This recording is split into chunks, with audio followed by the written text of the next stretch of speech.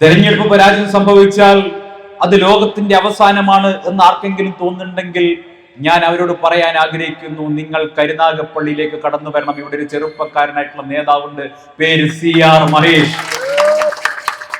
ഒരു തെരഞ്ഞെടുപ്പ് പരാജയം, ഒരു തെരഞ്ഞെടുപ്പ് പരാജയത്തിൽ നിന്ന് എങ്ങനെയാണ് അതിനെ ഒരു മഹാവിജയമാക്കി പരിവർത്തനപ്പെടുത്തേണ്ടത് എന്നുള്ളതിന്റെ പാഠപുസ്തകമാണ് CR മഹേഷ്.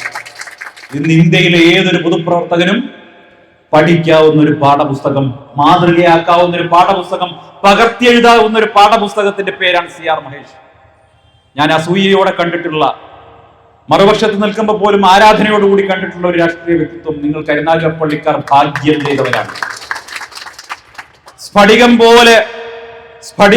സ്ഫടിക തുല്യമായിട്ടുള്ള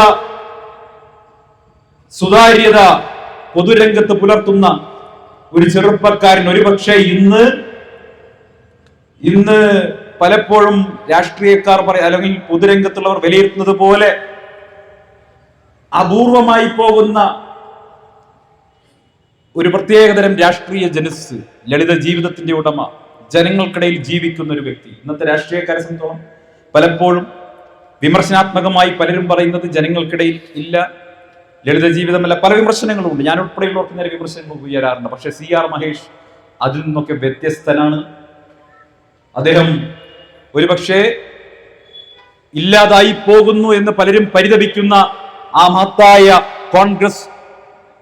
കോൺഗ്രസിന്റെ ആ മഹത്തായ പാരമ്പര്യത്തെ യഥാർത്ഥത്തിൽ പ്രതിനിധീകരിക്കുന്ന ഒരു നേതാവ് കൂടിയാണ്. അതുകൊണ്ട് തന്നെ കരുനാഗപ്പള്ളിക്കാർ ഭാഗ്യവാന്മാരാണ് എന്ന് ഞാൻ പറയും.